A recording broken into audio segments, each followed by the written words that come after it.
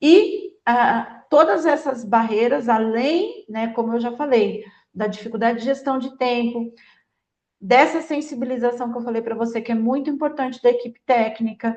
Então, muitas vezes, as pessoas querem que o atleta tenha uma dedicação exclusiva ao esporte, né? Então, a gente precisa colocar essa importância, como você falou bem, né? E como o nome do nosso programa reflete, que é cidadania, a gente precisa colocar isso para o entorno do atleta. Esse entorno, ele precisa compreender que o atleta é um ser humano complexo, multifacetado. O programa Esporte Sociedade é um projeto da Universidade de São Paulo que tem como objetivo formar um canal de análise social sobre esporte e interação com o público interessado nesse tema.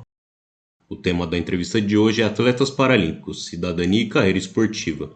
A entrevistada é a coordenadora do projeto Atleta Cidadão do Comitê Paralímpico, Simone Rocha. Entrevistador é o professor titular da EFERP, Universidade de São Paulo, Renato Marques. Olá, pessoal. Meu nome é Renato Marques. Sou professor aqui da USP, da Universidade de São Paulo, na Escola de Educação Física e Esporte de Ribeirão Preto, coordenador desse projeto de comunicação científica chamado Sociologia do Esporte ao Público, Universidade e Comunidade em Diálogo, e pelo canal Esporte e Sociedade, por onde a gente transmite as entrevistas e o conteúdo do nosso projeto. Esse vídeo é a terceira parte da entrevista sobre carreiras de atletas paralímpicos, entrevista que eu tive uma conversa com a Simone Camargo Rocha. Ela trabalha no Comitê Paralímpico Brasileiro, ela é coordenadora do programa Atleta Cidadão, ela é formada em psicologia, ex-atleta paralímpica de goalball de atletismo, com resultados expressivos em nível internacional. Ela foi bicampeã para-pan-americana de goalball, foi vice-campeã mundial de goalball também.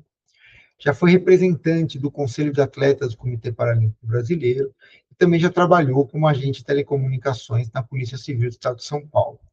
Então, agora a gente vai para a terceira parte da entrevista com a Simone. Perfeito, Simone, perfeito. Essa reflexão é fundamental, né? Entender que tem questões estruturais que a gente pincelou no início, né, de alguns marcadores sociais que passam pelo atleta paralímpico, né, como marcadores com a própria deficiência, ou até outros marcadores também, mas a deficiência é um marcador importante que coloca essas pessoas numa posição social de enfrentar alguns problemas e barreiras muito sérios, né, e que por vezes, não cabe só a ela superar, né, precisa de uma transformação estrutural na sociedade para romper com essas barreiras, né, romper com essas dificuldades que acabam dificultando bastante a vida dessas pessoas com deficiência, né? Então é importante você mencionar isso, acho que trazer a ideia assim do capacitismo, acho que é fundamental, que é um ponto para a gente enfrentar, né? É um ponto dessa transformação estrutural, né? Na sociedade, deixar de tratar as pessoas com deficiência a partir desse paradigma capacitista, né? Esse paradigma de que seria menos capaz de fazer alguma coisa, o que é um grande equívoco, né? E que passa por preconceito, por discriminação, e que precisa ser desconstruído, né? Rompida essa lógica capacitista. Então, muito interessante você trazer isso, e eu parabenizo vocês também por essa iniciativa de levantar esses pontos, né, de enfrentamento do capacitismo, enfrentamento dessas barreiras estruturais que dificultam a vida da pessoa com deficiência para se inserir no mundo do trabalho. Parabenizo vocês por isso e digo mais até, acho que é uma ação que conte com a gente aqui também, de somar forças, porque é uma transformação de uma cultura, né? Quando você fala, né, existe a lei de cotas, a lei da inclusão, que é recente, e por ser recente, faz parte de um processo de transformação cultural e que espero que a gente, somando forças, consiga transformar. Eu acho que essa é uma missão importante, né? Promover essa transformação cultural, né? E caminhando para o fim da nossa entrevista, Simone, eu queria abordar contigo, agora voltando para o atleta cidadão, né? Para o atleta cidadão, mas uma pergunta no sentido semelhante anterior. Quais são as principais barreiras que você percebe que os atletas têm enfrentado na conciliação da dupla carreira e aí não vou falar tanto da transição para o fim da carreira, mas durante a carreira esportiva deles, esse investimento também nos estudos. O que você tem percebido de principais barreiras que eles têm enfrentado, seja para tocar sua carreira acadêmica, seja para conciliar com a esportiva, e até que ponto esse capacitismo também está presente nesse universo? Enfim, queria pedir para você falar sobre esse universo agora também, da conciliação dos estudos e essa preparação para a transição, mas especialmente dos estudos e da formação profissional que os atletas precisam conciliar durante a sua trajetória esportiva também. Nós temos alguns cenários, Renato. Nós temos uma distinção importante do público de atletas paralímpicos, né? E eu vou fazer 3 destaques. Um deles é a pessoa que já nasceu com deficiência e ela se transforma em atleta paralímpico. Outro deles é a pessoa que se torna atleta paralímpico, ela se torna uma pessoa com deficiência no meio da trajetória dela, e ela já tem uma profissão, e ela se torna uma pessoa com deficiência e se torna um atleta paralímpico. E aquela pessoa que não tem uma profissão e se torna um atleta paralímpico. Porque diferente, né, muitas vezes, do que acontece no esporte convencional, que muitas vezes a pessoa ela faz aquele caminho, né, ela começa a ser atleta ali, às vezes jovem, né, criança, adolescente, e ela vai seguindo. Não, a gente não é todo mundo que segue esse caminho no esporte paralímpico. E aí, muitas vezes a pessoa já vai entrar para o esporte paralímpico com seus 28 anos, às vezes ela já tem até uma carreira construída. E aí o trabalho que a gente tem que fazer com essa pessoa é outro, né? Para a gente trabalhar, para a gente entender essa questão de como que ela vai conciliar. Porque você imagina uma pessoa que ela teve uma profissão, de repente ela se tornou uma pessoa com deficiência, e ela não consegue mais exercer aquela profissão que ela exercia sem ser uma pessoa com deficiência, então ela se torna um atleta paralímpico, ou uma pessoa com deficiência. Então o caminho nosso é mostrar para ela, junto com ela, entender quais os novos caminhos que ela pode construir. E aí, com relação à pessoa que se tornou, que já nasceu com deficiência e veio para o esporte paralímpico, a gente também encontra outros desafios, que hoje, para você ter uma ideia, a gente tem uma parceria no programa que oferece ensino fundamental e médio para o atleta. É claro que não é o ensino fundamental e médio que esse atleta ele deve ser submetido, já é um ensino fundamental na educação de jovens e adultos, até porque muitas vezes a pessoa ela entra, hoje a gente está começando com a Escolinha de Esportes Paralímpicos, a gente está começando um movimento diferente, mas tudo isso ainda é muito recente, né? Até um objeto aí futuro de estudos para a gente, porque hoje a gente tem pessoas entrando no esporte paralímpico com 10, 12 anos, 14, realidade inimaginável há, sei lá, 4, 5 anos atrás. Então, a gente hoje oferece até essa educação de jovens e adultos, porque além das tensões que já são conhecidas, né, que a gente sabe que existe muito estudo nesse sentido, as tensões que o atleta convencional vive, que é a conciliação em termos de tempo, né? Então, a pessoa ela passa ali grande tempo se dedicando aos treinamentos, se dedicando a competições, muitas vezes envolvida com viagens, tal. Além dessas questões, a gente vai encontrar também no ambiente educacional os desafios inerentes à questão da deficiência. Então, muitas vezes a gente vai ter uma pessoa que ela não fez a escolarização básica, não é por conta da carreira esportiva, é porque a escola dela, ela não conseguia acessar a sala de aula. É porque ela desistiu em virtude das barreiras de transporte que ela tinha para chegar na escola.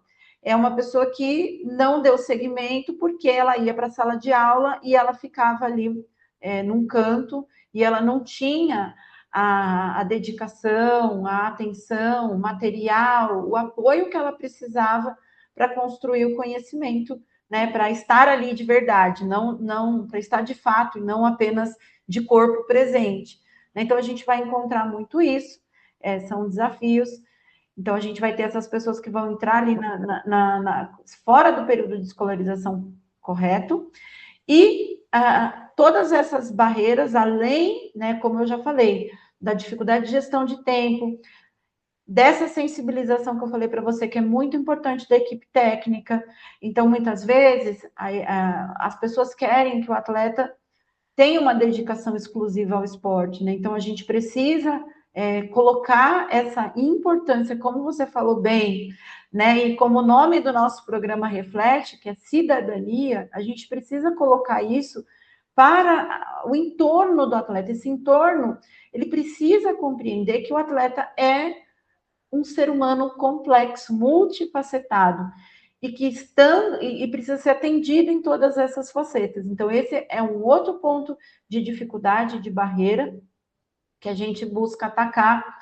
E a gente falou muito da questão do ensino básico, do ensino médio, mas a gente vai encontrar também as mesmas dificuldades no ensino superior, né? Então, a gente sabe que nem todas as universidades elas estão prontas para acolher a pessoa com deficiência, ciente ali de todas as suas necessidades. Então, não tem como o atleta paralímpico vai passar por essa dificuldade também ali na sua preparação.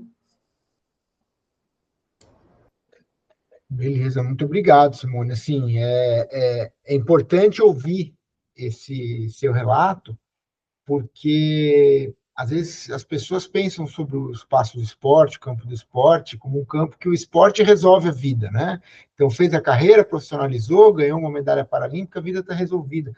E é importante trazer essa realidade de que essa vida multifacetada, multidimensional, né, que todo mundo tem, para levantar pontos que merecem nossa atenção e merecem nosso enfrentamento, em termos de que não basta só, então, pensar em estudar.